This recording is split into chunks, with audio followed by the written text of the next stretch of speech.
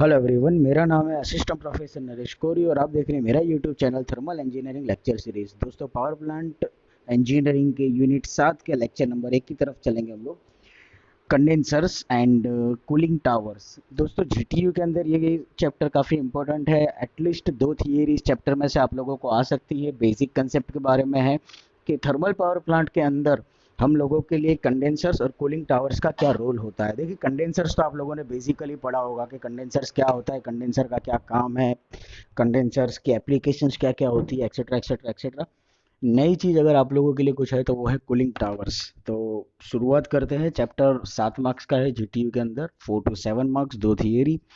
Basic concept है। Figure आप लोगों को नेसेसरी है। फिगर आप लोगों को अगर आएगी आपके टॉपिक के बारे में तो थियरी आप लोग इजीली लिख सकते हो। पावर प्लांट इंजीनियरिंग में यूनिट 6 स्टीम टरबाइन आता है, जो कि मैं आप लोगों को बाद में चलाऊंगा, क्योंकि fluid power engineering 5th semester के अंदर इसका बेसिक फंडा आप लोग पढ़ चुके हो।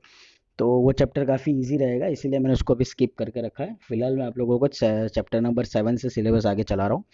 तो शुरुआत करते हैं कंडेंसर की बेसिक डेफिनेशंस के साथ। बेसिक डेफिनेशन है, condenser is a heat exchanger where in steam is condensed either in direct contact with cooling water और indirect contact with cooling water through a heat transfer medium in separating them. Condenser का basic function देखो, condenser एक तरीके से देखा जाए तो heat exchanger ही है। हीट एक्सचेंजर आप लोगों ने हीट ट्रांसफर के अंदर पढ़ा था। हीट ट्रांसफर के अंदर हीट एक्सचेंजर का हमारे लिए रोल ये था कि भाई हम हॉट वाटर को फ्लो करवाते थे एक तरफ से और दूसरी तरफ से हम लोग कोल्ड वाटर को फ्लो करवाते थे, और इन दोनों के बीच में हीट ट्रांसफर करके उसको स्टेडी स्टेट कंडीशन में लेकर के आते थे। ये बेसिकली हीट एक्सचेंजर का फंक्शन होता है। कंडेंसर भी कुछ इसी तरह से होता है कि थर्मल पावर प्लांट के अंदर कंडेंसर का काम ये होता है कि जो भी आपकी हॉट स्टीम आ रही है कि जिसका टेम्परेचर 1600 डिग्री सेल्सियस के अराउंड है, जब टरबाइन में से पास आउट होकर के ये स्टीम आप लोगों की कंडेंसर के अंदर आएगी, तो कंडेंसर के अंदर क्या होगा कि कूलिंग वाटर आपका कंटिन्यूसली सर्कुलेट होते रहता है। ये कूलिंग वाटर के सर्कुलेशन की वजह से क्या होगा कि आपकी स्टीम के साथ में हीट एक्सचेंज होगी, और हीट एक्सचेंज की वजह से आपका स्टीम या तो वाटर में कन्वर्ट हो जाएगा या फिर वो सुपर हीटेड कंडीशन से ड्राई सेचुरेटेड या सेचुरेटेड कंडीशन पर आएगा, and we will reuse our steam and you can heat the water even also. तो ये कंडेंसर का मेन फंक्शन है आपके हीट एक्सचेंजर के अंदर।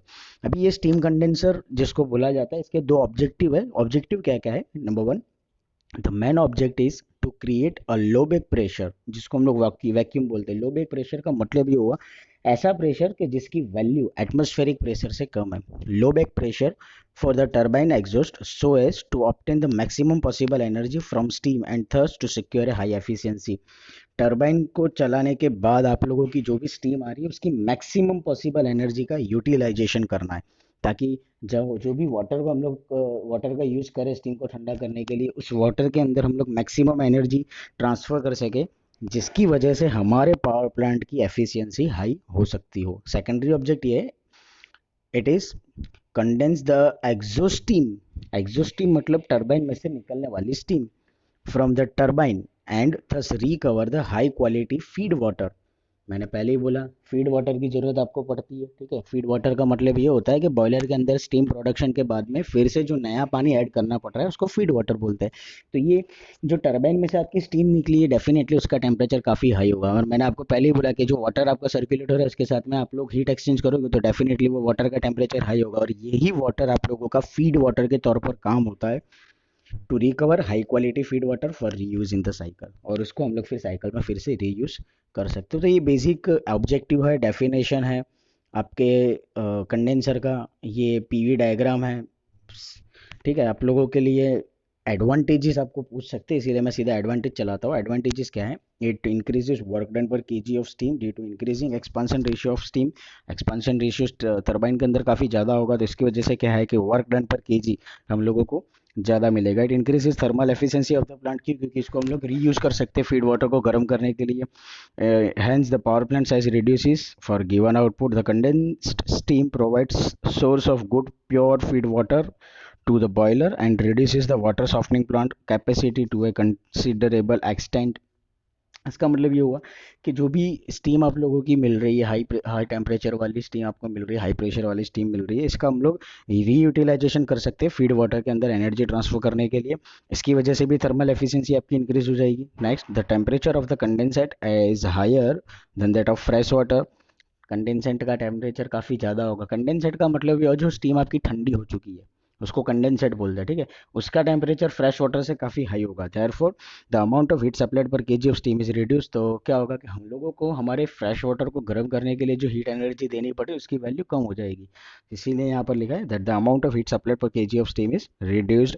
It reduces corrosion of the boiler tube, क्योंकि सुपर हीटेड स्टीम में कोई मॉइस्चर कंटेंट होगा नहीं, मॉइस्चर कंटेंट नहीं है तो डेफिनेटली ऐसी dry and super heated steam जब आपकी ट्यूब्स के अंदर जाएगी तो मॉइस्चर के अनअवेलेबिलिटी या मॉइस्चर की एब्सेंस की वजह से आप ये बोल सकते हो कि ट्यूब्स के अंदर करोजन इरोजन इफेक्ट आने के चांसेस काफ़ी कम है। अभी हम देखते हैं टाइप्स ऑफ कंडेंसर्स के। कंडेंसर के बेसिक टाइप्स कितने हैं। देखिए कंडेंसर्स के बेसिकली दो टाइप है, jet condensers and the surface condensers. आप लोगों के लिए इसके अंदर इंपॉर्टेंट सिर्फ सरफेस कंडेंसर्स है, और सरफेस कंडेंसर के अंदर भी इवापोरेटिव कंडेंसर है। जो आप लोग RAC refrigeration and air conditioning system के अंदर पढ़ चुके हो, in components of refrigeration, VCRS chapter number I think आपका चैप्टर नंबर 6 आता था उसमें, ठीक है। चैप्टर नंबर 6 आता था जिसके अंदर आप लोग कंडेंसर्स के टाइप पढ़ते थे, उसमें इवापोरेटिव कंडेंसर आता था जो कि फ्रिज में भी यूज होता है, वीसीआरएस सिस्टम में यूज होता है। वही कंडेंसर के बारे में हम लोग यहाँ पर पढ़ने वाले हमारे पावर प्लांट के सब्जेक्ट में। तो बेसिकली दो टाइप होते हैं कंडेंसर्स के, jet condensers and the surface condensers. Jet condensers का मतलब क्या होता है, the exhaust steam and cooling water are mixed with each other and the heat transfer from steam to water is by direct contact. देखिए basically heat exchanger के अंदर हम लोग क्या करते थे, जैसे कि parallel flow counter flow heat exchanger की बात की जाए तो पैरेलल फ्लो की बात करो तो दो ट्यूब्स हम लोग पैरेलली रखते थे। एक ट्यूब के अंदर हम लोग हमारे हॉट वाटर को पास आउट करते थे और दूसरी ट्यूब जो कि उसके साथ में उसके कांटेक्ट में फिजिकल कांटेक्ट के साथ में रहती थी उसमें से हम लोग कोल्ड वाटर पास आउट करते थे, और इस तरह से हम लोग हीट ट्रांसफर कर रहे थे कोल्ड वाटर और हॉट वाटर के बीच में। मतलब कि आप ये कह सकते हो कि हीट एक्सचेंजर के अंदर जो था वो सरफेस कांटेक्ट के थ्रू हीट ट्रांसफर हो रही थी, लेकिन जेट कंडेंसर के अंदर क्या होगा, you have to mix the steam and the cooling water. आप लोग क्या करोगे, जो भी एग्जॉस्ट स्टीम आप लोगों की उसमें से टरबाइन में से निकल रही है उसको हम लोग मिक्सड अप करेंगे हमारी कूलिंग वाटर के साथ। अभी कूलिंग वाटर के साथ में जब इस तरह से हाई प्रेशर और हाई टेम्परेचर वाली स्टीम को आप मिक्स, प्रेशर तो लो है क्योंकि टरबाइन में से निकला है तो प्रेशर अभी आपका नॉर्मल हो जाएगा, लेकिन temperature should be so much high. अभी ऐसी हाई टेम्परेचर वाली स्टीम जब आपके कूलिंग वाटर के साथ में मिक्सड होगी it will transfer the heat maximum, ठीक है। तो जेट कंडेंसर के अंदर ये होता है कि हम लोग डायरेक्ट कांटेक्ट करवाते हैं, डायरेक्ट मिक्सड अप करवाते हैं आपके कूलिंग वाटर और आपकी हाई टेम्परेचर वाली स्टीम को, और ऐसे कंडेंसर्स को बोलते हैं जेट कंडेंसर। सामने सरफेस कंडेंसर, जैसा कि मैंने आपको एग्जांपल दिया, सरफेस कंडेंसर में क्या होता है, exhaust steam and the cooling water do not mix with each other. यहाँ पर ये दोनों को हम लोगों को मिक्सचर नहीं करना है। The water being circulated through a nest of tube, tube के नेस्ट ऑफ ट्यूब मतलब नंबर ऑफ ट्यूब्स, ट्यूब के बंडल के अंदर हम लोग क्या करेंगे, हमारे वाटर को सर्कुलेट करवाएंगे and the exhaust steam flows across the tubes के सराउंडिंग में हम हमारे एग्जॉस्ट स्टीम को फ्लो करवाएंगे। तो यहाँ पर कन्वेक्शन प्रोसेस होगी क्योंकि ट्यूब्स के सराउंडिंग में जो आपकी हॉट स्टीम है वो हीट ट्रांसफर करेगा ट्यूब की सरफेस के ऊपर। ट्यूब की सरफेस जो गर्म होगी वो हीट ट्रांसफर करेगा ट्यूब के अंदर ठंडे पानी को, मतलब कि कूलिंग वाटर को। मतलब इस सरफेस के थ्रू हीट ट्रांसफर हो रहा है, कन्वेक्शन प्रोसेस के थ्रू हीट ट्रांसफर हो रहा है, इसीलिए इसको बोलते हैं सरफेस कंडेंसर। तो सरफेस कंडेंसर आप लोगों को पूछा जा सकता है कि सरफेस कंडेंसर बेसिकली क्या है। अभी सरफेस कंडेंसर मैं आपको समझाता हूँ सरफेस कंडेंसर क्या होता है। सरफेस कंडेंसर की डेफिनेशन मैंने आपको बता दी। इसके भी दो क्लासिफिकेशन होते हैं according to number of cooling water passes, मतलब कि कितने ट्यूब्स वाटर की है, and the second one is according to the direction of condensate flow, मतलब कि किस डायरेक्शन में हम हमारे कंडेंसेट मतलब कि आपके स्टीम को फ्लो करवा रहे हैं वो। तो सबसे पहले हम लोग देखते हैं कि according to number of cooling water passes, तो उसके दो क्लासिफिकेशन होते हैं, single pass and the multi pass, और दूसरा होता है according to direction of condensate flow, down flow condenser, and the second one is central flow condenser. Down flow condenser का मतलब ये होगा स्टीम को आप ऊपर से नीचे की तरफ लेके जाओगे, और सेंट्रल फ्लो का मतलब ये होगा कि आप अपनी स्टीम को सेंट्रली फ्लो करवाओगे कंडेंसर के अंदर। इन चारों में हमारे लिए इंपॉर्टेंट है evaporative condenser, as you can see from the figure, ठीक है। इवापोरेटिव कंडेंसर हमारे लिए इंपॉर्टेंट है, ये जीटीयू में आप लोगों को पूछा जा सकता है। और ये थियरी ऐसी है कि जो आप लोग, मैंने जैसे पहले बोला आप लोगों को, आप refrigeration and air conditioning chapter subject में चैप्टर नंबर 6 में कंडेंसर के टाइप में पढ़ चुके हैं, और ये चीज़ आप लोगों को जीटीयू में भी बार बार आ चुकी है। थियरी इंपॉर्टेंट है, आपको करना है कि अगर ये थियरी 3 मार्क्स में ही आएगी थियरी, इससे ज़्यादा की नहीं आएगी। 3 मार्क्स में अगर ये थियरी आती है तो आपको सबसे पहले फिगर ड्रॉ करनी है, डिस्क्रिप्शन लिखना है और फिर बाद में वर्किंग समझाना है। ठीक है, मैं आप लोगों को फिगर समझा देता हूँ। As you can see from the figure, मैं टॉप से समझा रहा हूँ। सबसे ऊपर आप लोगों को इंड्यूस्ड ड्राफ्ट फैन दिख रहा होगा। ये फैन आप लोगों ने देखे होंगे बड़े बड़े शेड्स के अंदर, मतलब कि मैकेनिकल वर्किंग कंपोनेंट्स वाली कोई भी फैक्ट्रीज होती है या कोई भी कंपनीज होती है, वहां पर इस तरह से इंड्यूस्ड ड्राफ्ट फैन होता है, जिसका काम ये होता है कि अंदर की गर्म हवा को बाहर फेंकना। फिर उसके नीचे आप लोगों को दिख रहा होगा एलिमिनेटर्स। एलिमिनेटर्स क्या करेगा कि भाई डस्ट पार्टिकल, मतलब कि स्टीम के अंदर कोई इम्प्योरिटीज है, ठीक है, तो उसको वो एलिमिनेट कर देगा, मतलब कि उसके अंदर वो चिपक जाएगी, एब्जॉर्ब हो जाएगी और क्लीन एयर आपकी एटमॉस्फेयर में जाएगी। फिर उसके नीचे आपको दिख रहा होगा वाटर नोजल। अभी वाटर नोजल की लाइन को देखो, वाटर नोजल की जो लाइन है वो पास हो रही है आपके कूलिंग पॉन्ड में से। ठीक है, कूलिंग पॉन्ड या थर्मल पावर प्लांट की लैंग्वेज में बोला जाए तो हमारा सोर्स ऑफ वाटर, जिसको फीड वाटर बोलते हैं, फीड वाटर का जो सोर्स होता है ना, ये वो कूलिंग पॉन्ड है कि यहाँ से हम लोग हमारे फ्रेश वाटर को फिर से बॉयलर के अंदर यूटिलाइज करने वाले फॉर प्रोडक्शन ऑफ स्टीम। ये जो कूलिंग पॉन्ड का वाटर होगा, इसको हम लोग पंप के थ्रू यहाँ पर आपके कंडेंसर के अंदर नोजल्स के अंदर से स्प्रे करवाएंगे। एज यू कैन सी, मैं अभी वर्किंग में आपको इसको डीप में समझाता हूँ। ठीक है, फिलहाल तो आप इसके कंपोनेंट समझ लो। नोजल्स इसीलिए रखे जाते हैं ताकि जब आपका वाटर का स्प्रे हो तो आप लोगों को हाई प्रेशर के साथ आपके वाटर का आउटलेट मिले। और इसका बेस्ट एग्जांपल है हमारे घर पे शावर, सबसे बेस्ट एग्जांपल यही है। फिर वाटर नोजल के नीचे आप लोग देख सकते हो टरबाइन की ट्यूब्स है, या तो फिर आप ये बोल सकते हो सिर्फ ट्यूब, टरबाइन की ट्यूब नहीं होगी, सॉरी, ये ट्यूब्स है जिसके अंदर हम लोग एग्जॉस्ट स्टीम को एंटर करवाएंगे। एक तरफ से यहाँ से एग्जॉस्ट स्टीम को एंटर करवाएंगे और यहाँ से वो कंडेंसेट बन के बाहर निकलेगा। अभी क्या होता है ये मैं आपको एक्सप्लेनेशन में समझाता हूँ। फिर इसके नीचे आपको मिलेगा ये एयर लोवर्स। ठीक है, ये एयर लोवर्स क्या होता है, वन टाइप ऑफ आपका मूविंग पार्टिकल्स होता है कि एयर के प्रेशर की वजह से इजीली फ्लोट होगा, मूव होगा। ठीक है, यहाँ से from left side you will enter your air and right side even also, और यही एयर फिर आप लोगों की हम लोग यहाँ से बाहर निकालेंगे। तो ये एयर लोवर्स का काम ये होता है कि एयर के फ्लो को मेंटेन करने के लिए कितनी एयर हम लोगों को ज़रूरी है वो। और यहाँ पर है पंप। पंप का फंक्शन क्या होता है वो तो आपको पता ही है, it will use to raise your water at higher level.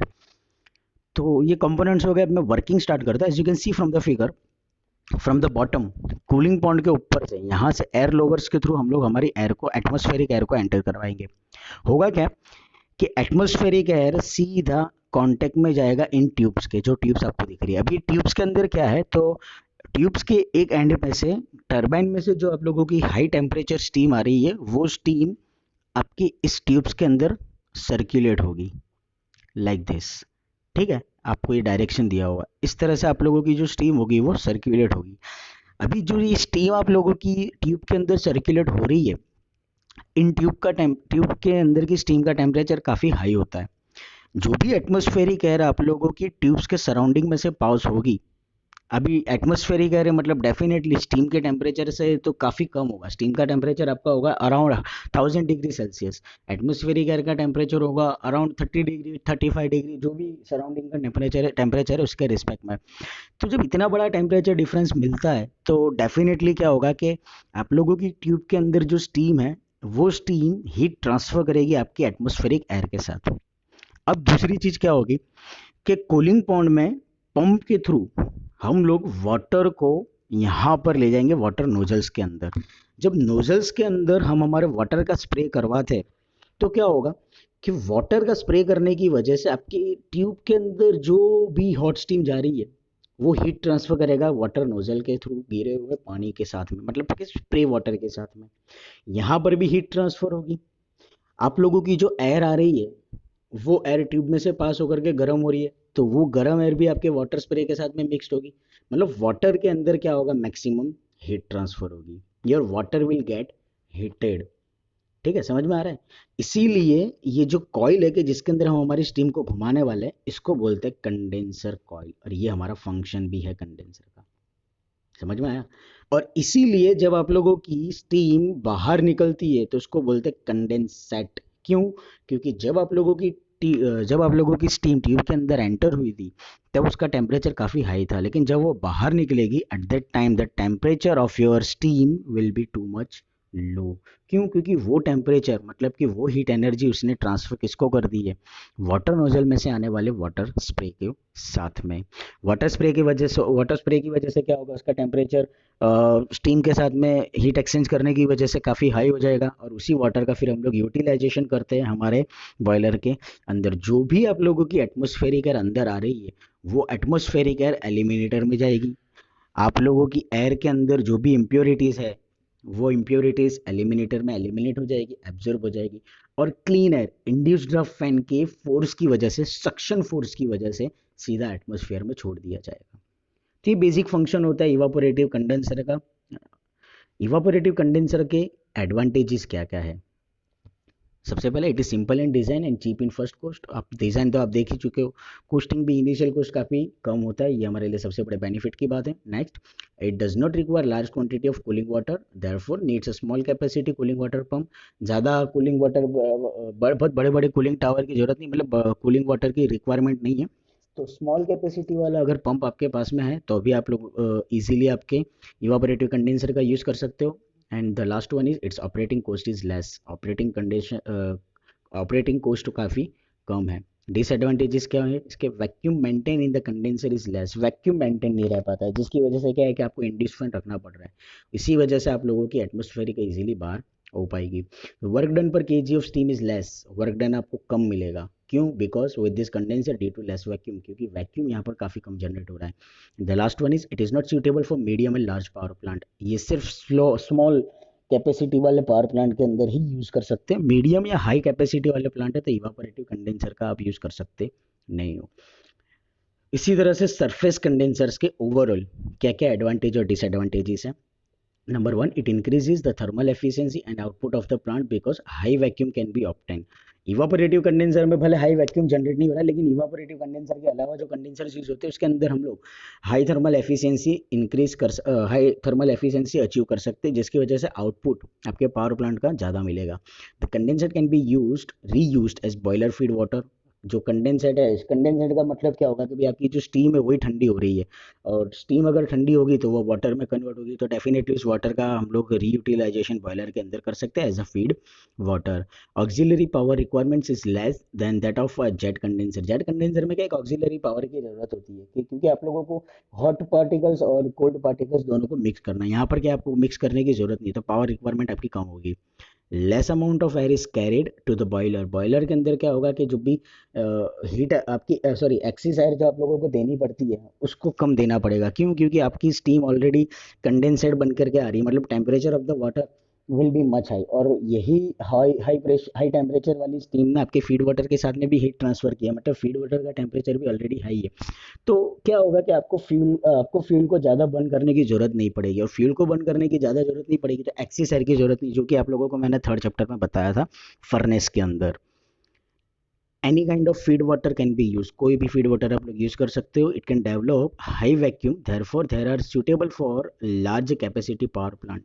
Vacuum काफ़ी ज़्यादा जनरेट हो सकता है, तो ये लार्ज कैपेसिटी वाले पावर प्लांट के लिए सूटेबल है। डिसएडवांटेजेस क्या है? It is very bulky, more floor space area is required.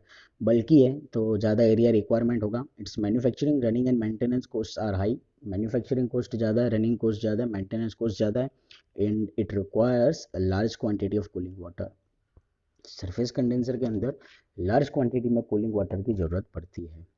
तो दोस्तों ये था आपका सरफेस कंडेंसर्स का एडवांटेज और डिसएडवांटेजेस। आई होप कि आप लोगों को यहाँ तक जो भी पढ़ा उसमें समझ में आया होगा। अगर कोई क्वेश्चन हो तो आप लोग मुझसे ज़रूर पूछिएगा। Thank you so much.